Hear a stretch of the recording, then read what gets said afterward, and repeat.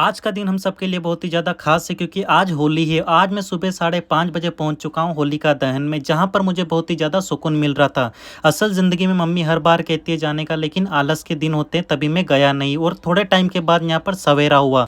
लोगों को हरे गेहूं सेंकते हुए देखकर मैं भी कहीं ज्यादा मोटिवेट हो चुका और 2 कुंटल लेकर आ गया अपने खेत। इस वक्त मुझ पर बहुत ज्यादा जिम्मेदारियां थी क्योंकि इस वक्त मुझे ऐसा लग रहा था मानो जैसे मैंने डायनासोर का बाल उठा रखा। और फाइनली मैं अपने घर पहुंच चुका था। और सुबह सुबह में जैसे आया, भैंस ने मुझे आवाज लगाई, छोड़ो मुझे जाने दो। और तभी मैंने उसे छोड़ा और कहा, जा सिमरन तू भी क्या याद रखेगी। और बिना भैंस की मर्जी से जबरदस्ती उसका दूध निकाल लिया।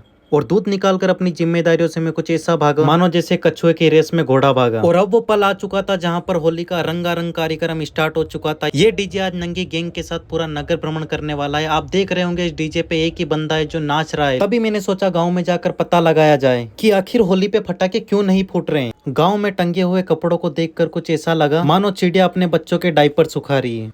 और अब मैं पहुंच चुका था उस जगह पर जहां पर नाली रंगम प्रोग्राम रखा गया था। इस प्रोग्राम का मतलब ये है कि नाली के पानी से एक दूसरे को पूजना होता है। और इस प्रोग्राम का मेन कार्यकर्ता वो रहता है जिसके हाथ में बाल्टी होती है। और इस कार्यक्रम में हारता वो है जिसकी बॉडी पर नाली का लेप लगा दिया जाए। और मुझे इस होली पर दिवाली वाली फीलिंग नहीं आ रही थी, इसीलिए मैं निकल चुका था भांग लेने के लिए। मार्केट की स्थिति देखकर ऐसा लगा मानो जैसे 1995 के लॉकडाउन में अकेला घूम रहा हूँ। और ये भाई साहब भी लॉकडाउन में स्पीकर लेकर जा रहे थे क्योंकि इनको भी होली पर पटाखे नहीं सुनाई दे रहे थे। जब मैं घर के लिए निकला तब मैंने वो देखा जो मुझे कुछ भी नहीं दिखा। और अब मैं फाइनली घर आ चुका था। और ये वही डीजे है जो नगर भ्रमण करके नंगे गैंग को लेकर आया है। और ये हाई करने वाला वही बालक है जो डीजे पे अकेला नाच रहा था। और इस बालक के पीछे वो डीजे वाले बाबू हैं जो इस नंगा गैंग को डीजे पे नचा रहे हैं। और अब इस नंगा गैंग में मैं भी शामिल हो चुका हूँ क्योंकि ये लोग मुझे घर से उठाकर ले जा चुके हैं।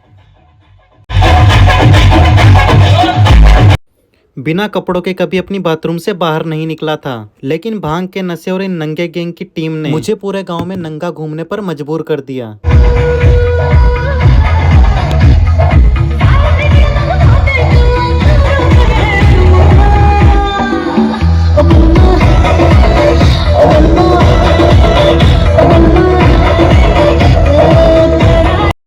अब ये नया प्रोग्राम है जिसका नाम है पानी छिड़काव से खुद को बचाओ। इस प्रोग्राम में मेन कार्यकर्ता वो होता है जिसके हाथ में ये डब्बा होता है और जीतता वही है जो भीगता नहीं है। और इस प्रोग्राम में मैं पहली बार में ही हार चुका था। और ये वो शख्स है जो मेरी फटी हुई टी शर्ट के साथ बलात्कार कर रहा था। और ये वो प्रोग्राम है जिसमें मैं 2 बार जीत चुका था। इसमें जीतना बहुत आसान होता है, सिर्फ अपने कपड़े चुपचाप फड़वाने होते हैं। और जो अपनी शर्ट या फिर टी शर्ट नहीं फड़वाता है उसकी यहाँ पर पेंट भी फाड़ दी जाती है।